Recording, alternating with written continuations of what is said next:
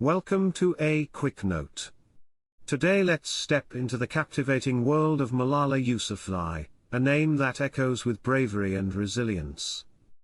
At just 26, she stands as a symbol of unwavering determination, having survived an assassination attempt by the Taliban at the tender age of 15. Today, she graces the world stage as the youngest Nobel Peace Prize recipient, leaving an indelible mark on the realm of education activism. Malala Yousafzai, girls' education activist Malala Yousafzai survived an assassination attempt by the Taliban, at age 15 and is the youngest Nobel Peace Prize recipient. The forthcoming topics for discussion include: the 26-year-old began advocating for peace in the region soon after the conflict began on October 7. She witnessed violence while growing up in Pakistan and became a target, herself, surviving an assassination attempt as a teenager, after speaking up against the Taliban's prohibition on girls' education. Last month, Yousafzai said she donated $300,000 to 3 charities helping Palestinians and encouraged the public to sign a petition demanding Israel stop attacking schools and both sides release their child hostages. 1. Who is Malala Yousafzai? Malala Yousafzai, often known simply as Malala, is a Pakistani girls' education activist who survived an assassination attempt at age 15 and became the youngest person to win the Nobel Peace Prize in 2014.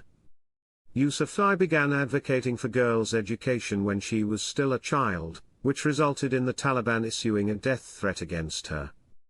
In October 2012, a gunman shot Yousafzai when she was traveling home from school. The activist survived, became a Nobel laureate at age 17, and continues her work through her international non-profit, Malala Fund. She has written several books, including the best-selling memoir I Am Malala, and helped produce the 2022 Oscar-nominated documentary short Stranger at the Gate. 2. Early life and activism. Malala Yousafzai was born on July 12, 1997, in Mangora, Pakistan, located in the country's northern Swat Valley. For the first few years of her life, Yousafzai's hometown remained a popular tourist spot that was known for its summer festivals. The area began to change as the Taliban tried to take control. Yousafzai's father, Ziauddin, is an educator, but her mother, Torpikai, was illiterate until she was in her 40s. The couple always supported their daughter's education. Malala attended a school that her father had founded. After the Taliban began attacking girls' schools in Swat, 11-year-old Yousafzai gave a speech in Peshawar, Pakistan, in September 2008. The title of her talk was, "How Dare the Taliban Take Away My Basic Right to Education?" In early 2009, Yousafzai began blogging for the BBC about living under the Taliban's threats to deny her an education. In order to hide her identity, she used the name Gul Makai. However, her identity was revealed that December. With a growing public platform, Yousafzai continued to speak out about her right, and the right of all women, to an education. Her activism resulted in a nomination for the International Children's Peace Prize in 2011. That same year, she was awarded Pakistan's National Youth Peace Prize. Yousafzai and her family learned that the Taliban had issued a death threat against her because of her activism. Although Malala was frightened for the safety of her father, an anti-Taliban activist, she and her family initially felt that the fundamentalist group would not actually harm a child. 3. Shot by the Taliban. On October 9, 2012, when 15-year-old Yousafzai was riding a bus with friends on their way home from school, a masked gunman boarded the bus and demanded to know which girl was Yousafzai. When friends looked toward her, Yousafzai was given away. The gunman fired at her, hitting the girl in the left side of her head. The bullet then traveled down her neck. 2 other girls were also injured in the attack.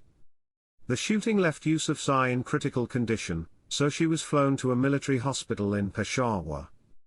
A portion of her skull was removed to treat her swelling brain. To receive further care, she was transferred to Birmingham, England, which became her family's new home. Once she was in the United Kingdom, Yousafzai was taken out of a medically induced coma. Although she would require multiple surgeries, including repair of a facial nerve to fix the paralyzed left side of her face, she had suffered no major brain damage. In March 2013, she was able to begin attending school in Birmingham. The shooting resulted in a massive outpouring of support for Yousafzai that continued during her recovery and today. Although the Taliban still considers Yousafzai a target, she remains a staunch advocate for the power of education. Nearly 2 years after the attack, Pakistani authorities arrested 10 Taliban militants for their part in the assassination attempt. Most were acquitted in April 2015 due to lack of evidence. Meanwhile, 2 men were convicted and sentenced to life in prison. Ehsanullah Ehsan, the alleged shooter who is also connected to other terrorist activities, was arrested in February 2017 but escaped custody in early 2020. 4.U.N. Speech on Malala Day. 9 months after being shot by the Taliban, Yousafzai gave a speech at the United Nations on July 12, 2013, her 16th birthday. It was her first speaking in public since the attack. Yousafzai highlighted her primary causes of education and women's rights, while urging world leaders to introduce peace and prosperity, as well as fund mandatory education for all. She encouraged other activists to continue speaking out and appealed to individuals to end any prejudices they hold. Of the Taliban's attack, Yousafzai said, "They thought that the bullets would silence us. But they failed. The terrorists thought that they would change our aims and stop our ambitions, but nothing changed in my life except this: weakness, fear, and hopelessness died. Strength, power, and courage were born." The United Nations declared July 12 Malala Day in honor of the young leader's activism to ensure education for all children. The UN Secretary-General at the time, Ban Ki-moon, said at the event, Malala chose to mark her 16th birthday at the United Nations, celebrating her cause for education. No child should have to die for going to school. Nowhere should teachers fear to teach or children fear to learn. Together, we can change the picture. 5. Malala Fund. 2 months after Yousafzai was shot, UNESCO and the Pakistan government created the Malala Fund for Girls' Education. Then, in 2013, Yousafzai and her father launched the similarly named non-profit, Malala Fund, that works to ensure girls around the world have access to 12 years of free and safe education. The non-profit mainly backs its Education Champion Network, formerly the Gulmakhai Network, aiding local activists in regions with limited access to secondary education for girls. The network has grown to include 10 countries: Afghanistan, Bangladesh, Brazil, Ethiopia, India, Lebanon, Nigeria, Pakistan, Tanzania, and Turkey. For her 18th birthday, in July 2015, Yousafzai continued to take action on global education by opening a school for Syrian refugee girls in Lebanon. Its expenses covered by the Malala Fund, the school was designed to admit nearly 200 girls from the ages of 14 to 18. Today, on my first day as an adult, on behalf of the world's children, I demand of leaders we must invest in books instead of bullets, Yousafzai proclaimed in one of the school's classrooms. The shocking truth is that world leaders have the money to fully fund primary and secondary education around the world, but they are choosing to spend it on other things, like their military budgets. In fact, if the whole world stopped spending money on the military for just 8 days, we could have the $39 billion still needed to provide 12 years of free, quality education to every child on the planet. In January 2018, Apple announced it was partnering with Malala Fund to help provide education to more than 100,000 girls around the world. The company pledged to contribute money and technology, as well as assist with curriculum and policy research. According to the Malala Fund website, the organization has invested more than $47 million in total across its various programs. 6. Awards. Yousafzai has received a host of awards and honors to date. Chief among them is the 2014 Nobel Peace Prize, which she received along with Indian children's rights activist Kailash Satyarthi for their struggle against the suppression of children and young people and for the right of all children to education. Yousafzai, then just 17 years old, became the youngest person, and first Pakistani, to receive the Nobel Peace Prize when the announcement was made in October 2014. It was her second time being nominated for the prestigious award. In congratulating Yousafzai, then Pakistani Prime Minister Nawaz Sharif said in a statement, "She is the pride of Pakistan, she has made her countrymen proud. Her achievement is unparalleled and unequaled. Girls and boys of the world should take lead from her struggle and commitment." Then UN Secretary-General Ban Ki-moon described Yousafzai as a brave and gentle advocate of peace who, through the simple act of going to school, became a global teacher. Additionally, Yousafzai was awarded Pakistan's first National Youth Peace Prize in 2011. The award has since been renamed in her honor as the National Malala Peace Prize.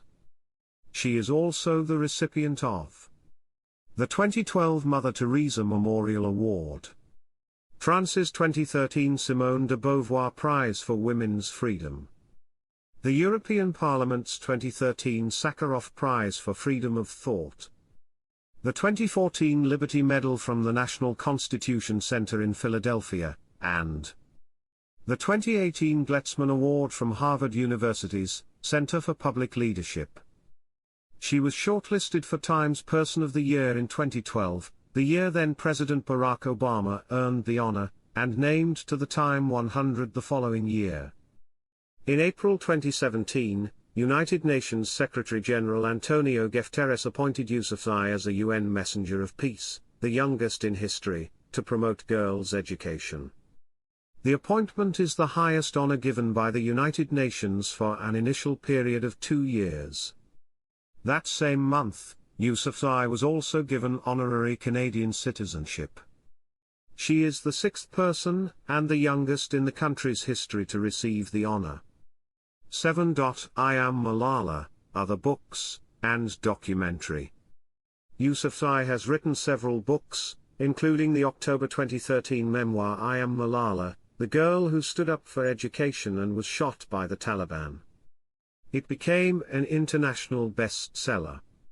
The book was abridged in 2014 for a young reader's edition and again in an illustrated version for kids as 2018's Malala, My Story of Standing Up for Girls' Rights.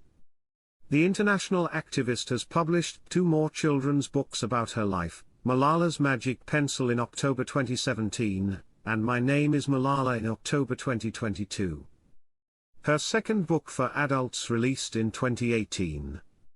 We Are Displaced, My Journey and Stories from Refugee Girls Around the World explores Yousafzai's story as well as the stories of girls she met in her travels to refugee camps in Colombia, Guatemala, Syria, and Yemen. Yousafzai gave the world more insight into her daily life in the 2015 documentary He Named Me Malala. Directed by Davis Guggenheim, An Inconvenient Truth and Waiting for Superman, the film gave viewers an intimate look into the life of Yousafzai, her family, and her commitment to supporting education for girls around the world. In April 2023, Yousafzai and publisher Atria Books announced she is working on a new memoir. Atria described the untitled work as a breathtaking story of recovery and search of identity, a candid exploration of her coming of age in the public spotlight, and an intimate look at her life today. 8. Return to Pakistan. Through all her activism, Yousafzai remained committed to her own education. She graduated from Edgbaston High School for Girls in Birmingham, England, in July 2017. She continued her studies at Oxford University that fall. On March 29, 2018, the Oxford student returned to Pakistan for the first time since her brutal 2012 attack. Not long after arriving, Yousafzai met with then Prime Minister Shahid Khaqan Abbasi and delivered an emotional speech at his office. "In the last 5 years, I have always dreamed of coming back to my country," she said. "I never wanted to leave." Yousafzai also visited her former home and a military-run cadet college in Mangora during her 4-day trip. 9. Recent years and 2023 Oscars appearance. In June 2020, Yousafzai graduated from Oxford University with a degree in philosophy, politics, and economics. The following March, Apple announced the start of a multi-year programming partnership with the activist. The company stated that Yousafzai and her production company Extracurricular would create original programming across multiple genres for Apple TV Plus that draw on her ability to inspire people around the world. "I couldn't ask for a better partner than Apple to help bring these stories to life. I'm grateful for the opportunity to support women, young people, writers, and artists in reflecting the world as they see it," she said. Separately, Yousafzai served as an executive producer on the 2022 short documentary film Stranger at the Gate, which tells the story of how a former U.S. Marine planned to commit a terrorist attack at an Indiana mosque before meeting the congregants there and finding his extreme beliefs challenged.